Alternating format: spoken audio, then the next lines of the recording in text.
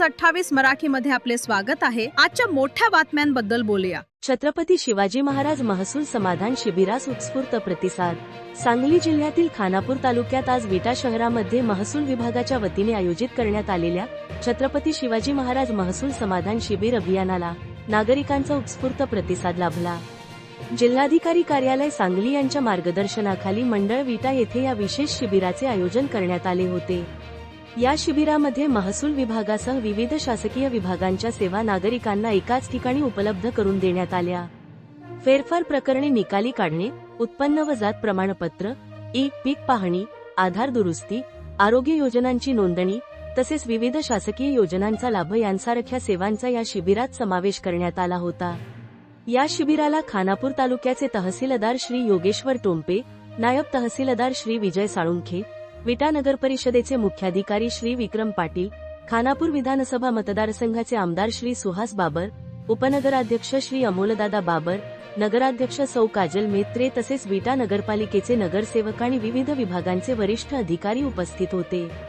यावेळी उपस्थित मान्यवरांनी नागरिकांच्या समस्या जागेवर सोडविण्यास प्रशासन कटिबद्ध असल्याचे सांगितले। तसेच शासनाच्या विविध योजनांचा लाभ सर्वसामान्य नागरिकांपर्यंत पोहोचविण्यासाठी अशा शिबिरांची आवश्यकता असल्याचे मत व्यक्त करण्यात आले। या शिबिरासाठी तालुकाभरातून मोठ्या संख्येने नागरिकांनी उपस्थिती दर्शवली असून शासकीय सेवा एकाच ठिकाणी उपलब्ध झाल्यामुळे नागरिकांनी समाधान व्यक्त केले।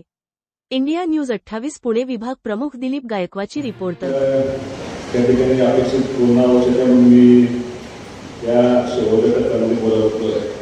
कार्यक्रमासाठी या ठिकाणी उपस्थित आपल्या त्या तालुक्याचे तहसीलदार आदरणीय योगेश साहेब, नगराध्यक्ष आदरणीय काजल पाटील, दादा, कार्यक्रमासाठी उपस्थित राज्यभरातील सगळे नगरसेवक, आमचे सरकारी मित्र आदरणीय संदीप तात्या, कार्यक्रमासाठी उपस्थित सगळ्या शासकीय विभागाचे अधिकारी कर्मचारी, कार्यक्रमासाठी उपस्थित असलेले सगळे माझे लाभार्थी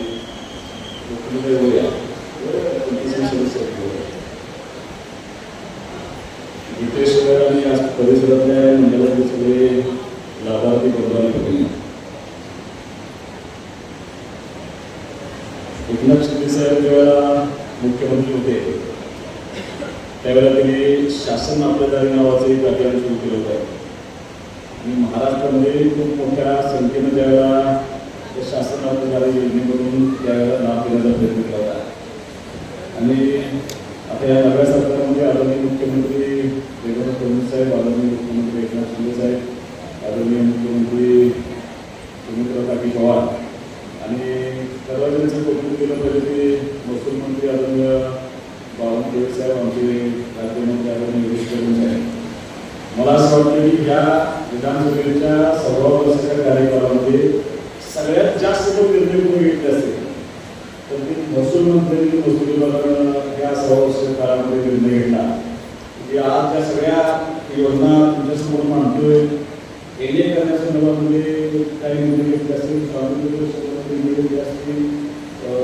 अतिक्रमण झालेले घराच्या बाबतीमध्ये निर्णय घेतले असतील, आज देवस्थान जमिनीमध्ये काही घेतले असतील, असे अनेक निर्णय ज्याचा थेट फायदा या राज्यातल्या सगळ्या सामान्य लोकांना झाला पाहिजे या हेतून या सरकारने निर्णय घेऊन आता त्याचा लाभ तुमच्यापर्यंत पोहोचवण्याचा त्या निमित्ताने प्रयत्न करतो।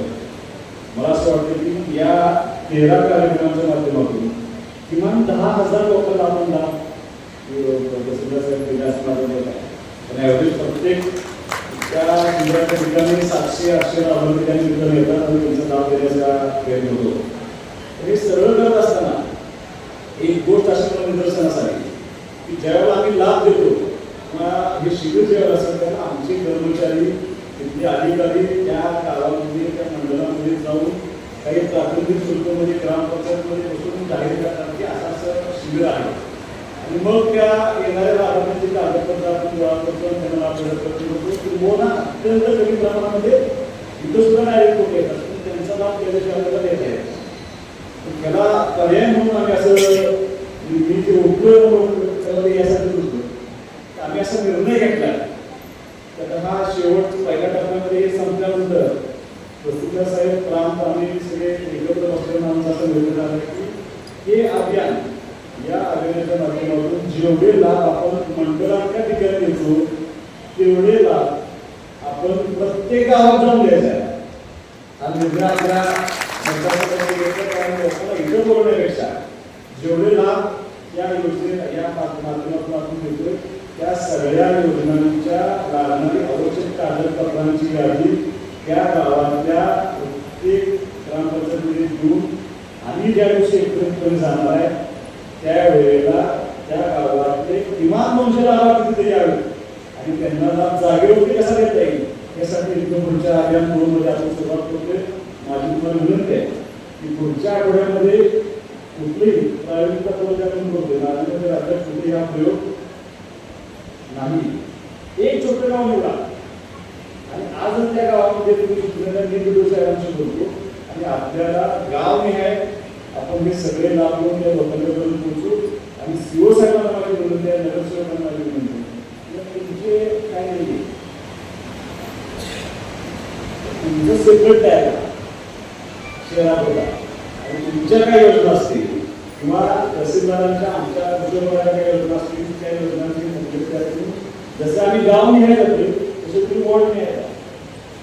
आणि त्या वॉर्ड निहाय म्हणून त्यांना लाभ द्यायचा त्या सगळ्यांकडे आता घेऊन आहे.